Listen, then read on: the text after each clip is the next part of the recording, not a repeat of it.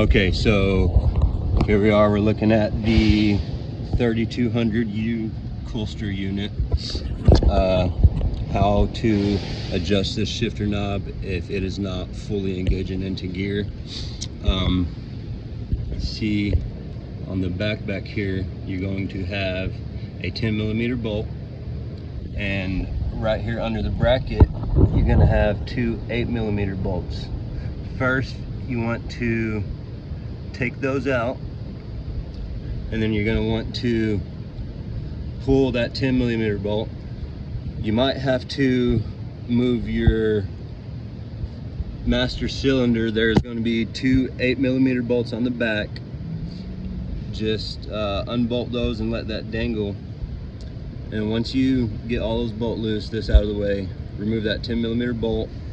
You're going to want to have the unit in neutral. Remove this from the splines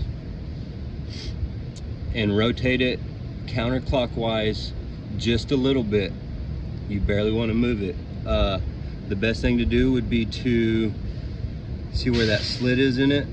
I would take a Sharpie and dot it right there and just move that slit to where it's right above that dot. Tighten it back up and it should fully engage into gear then.